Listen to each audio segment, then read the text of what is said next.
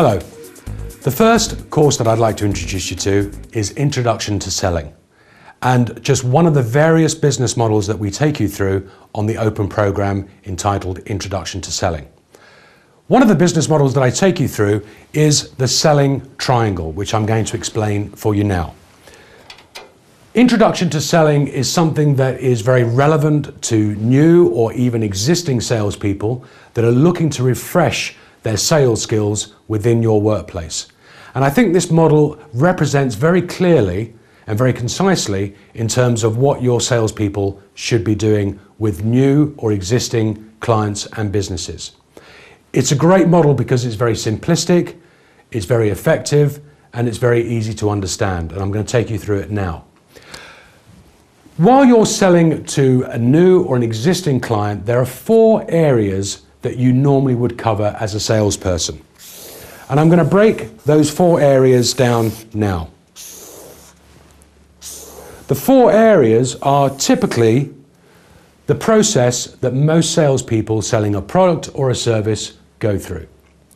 Number 1 is where they open the sales process.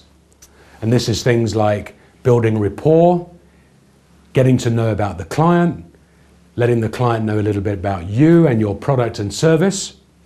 The second thing is where basically you are looking to establish the needs of your client. They could be existing needs, they could be new needs with the business client. There could be anything that actually represents gaining lots of information about your client. The third thing that a salesperson will go through is they will then start to sell. And this area here I call the propose stage. And then once they finish selling to the client, they will typically then go for the close. Most salespeople that you meet will always try and take a shortcut to actually reaching the sale. The problem with trying to find a shortcut in obtaining that sale is that you get quite a lot of objections. You will get price objection, you will get company objection. You could be getting many objections.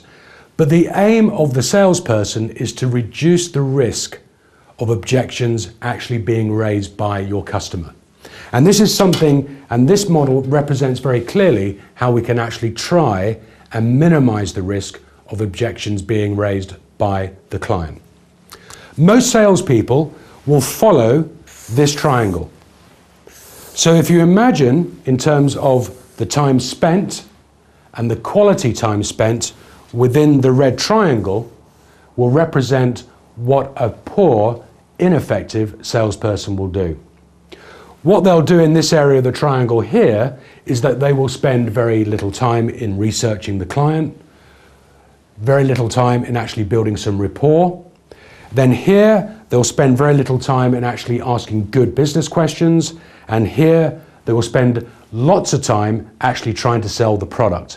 And it's called pushing the product on the client. When they try and come to close the actual sale, because they haven't really asked any good business questions, they have nothing to sell against, i.e. they're trying to close all the time.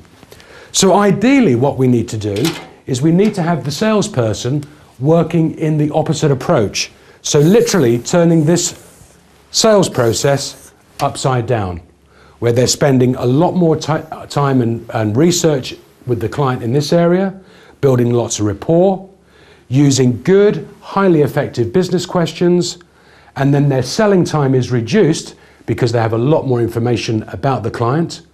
And then when they come to close, logically the business will close itself because the buyer or the client or the customer can see that the salesperson has really understood the customer's needs. This is just one of the many effective business models that we take you through on Introduction to Selling. Thank you.